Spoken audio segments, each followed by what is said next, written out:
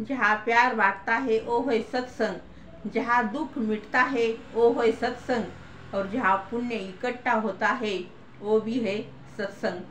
सुदीक्षा माता जी को प्यारा सा प्रणाम। लक्षात ठेवा, प्यार से कहिए धन्य निरंकार जी, और जोर से बोलिए वो भी धन्य निरंकार जी। अहंकार हा माणसाला संपवत असतो आणि अहंकारामुळं माणूस काही का नाही राहता। मग अहंकार हा जर कमी करायचा असेल तर कुठंतरी एक स्टॉप लागतो आपल्याला। त्या स्टॉपचं नाव आहे गुरु। कारण जोपर्यंत आपल्याला असं वाटत राहतं की माझ्यापेक्षा दुसरा कोण मोठा नाही, तोपर्यंत हा अहंकार अगदी आपल्याला अगदी गोचिडासारखा चिटकून राहिलेला असतो। पण ज्या वेळेला आपल्याला वाटतं ह्या गुरुरूपामध्ये कोणतरी एक सावली माझ्या पाठीमागं आहे आणि ती सावली माझ्यापेक्षा मोठी आहे, दॅट्स कॉल्ड गुरु, आणि तो गुरु आहे, त्यावेळेला आपोआप आपलं मस्तक खाली झुकतं।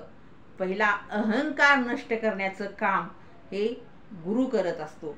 गुरुविना कोण, गुरुशिवाय कुणी ज्ञान देणार नाही किंवा अहंकार घालवणार नाही। यानंतर लोभ। लोभ हा माणसाला असाच चिटकून राहिलेला असतो।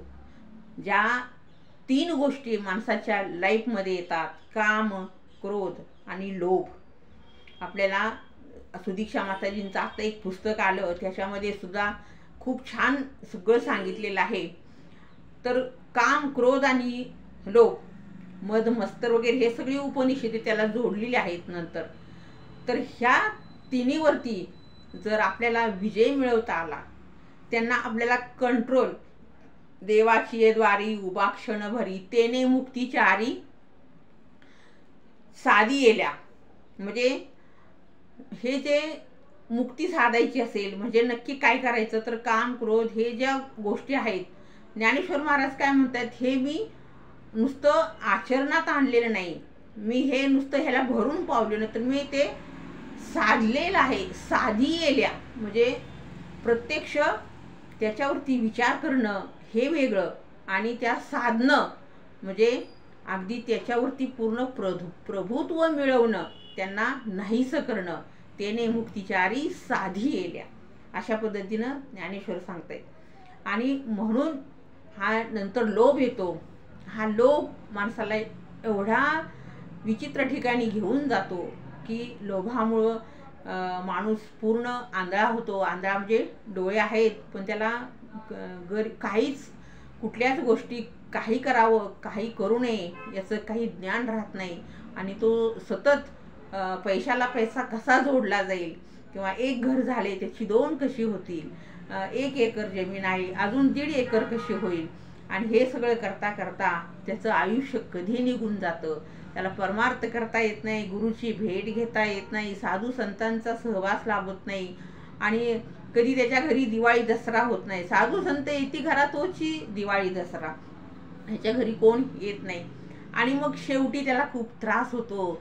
आणि त्यावेळेला त्याला असं वाटतं की आता काहीतरी केलं पाहिजे, ही एक अनुभूती असते जी सर्वांना होते, आता मला काहीतरी केलं पाहिजे। पण त्यावेळेला शरीरामध्ये रस नसतो, हरिनाम करायचे हात चांगले नसतात, डोळ्यांनी हरिपाठ वाचावा, डोळे चांगले नाही आहेत, नंतर जरा नाचून कुठल्या तरी देवाचं, श्रीकृष्णाचं भजन करावं, पाय थरथर कापतायत, अशी भक्ती कुठल्या देवाला चालेल हो?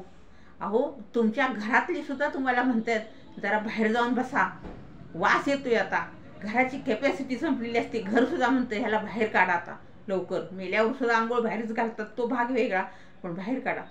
हा लोभ आहे, लोभ। हा लोभ सुद्धा कमी करण्याचं काम, किंवा आपल्याला अन्न वस्त्र निवारा जेवढं आहे तेवढंच घ्या हे सांगणारा सुद्धा गुरु असतो। आणि राग, राग हा हे तर आपल्याला माहिती आहे, ह्याचं तर खूप अवघड गोष्ट आहे ही सुद्धा। यावरती सुद्धा नियंत्रण, अहंकार गेला, लोभ गेला, आणि राग हा सुद्धा ह्या दोन्हीच्या बरोबरीनंच चाललेला असतो। सारखा तो गैरसमज निर्माण करत असतो आणि नको त्या गोष्टीत नाक खुपसत असतो। हा राग अहंकाराला पण डिवचतो, लोभाला पण डिवचतो, दिवस तो म्हणजे लक्षात घ्या की ह्या लोभ ज्या वेळेला वाढलेला असतो त्यावेळेला एखाद्याने नाही व्यवस्थित काम केलं तर तिथं लगेच हा उफाळून येतो. अहंकार थोडासा दुखवला, 4 माणसात गेलो, नाही थोडंसं किंमत दिली, लगेच राग जातो, मी माझा मीच तुला करून दाखवतो. म्हणजे हा राग, म्हणजे यांच्याशीच हा राग कसा निगडीत आहे.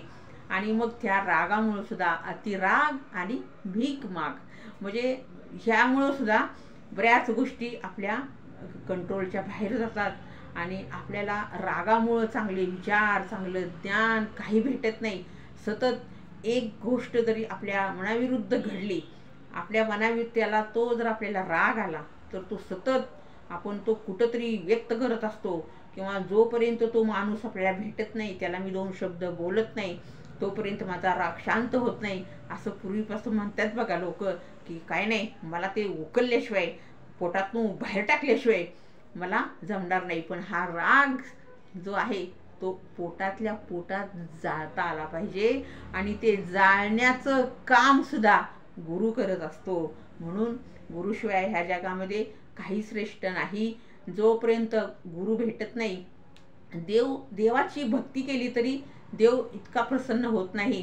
कारण देवाला सुद्धा संतांची भक्ती म्हणजेच गुरुची भक्ती केलेलेच भक्त जास्त आवडतात.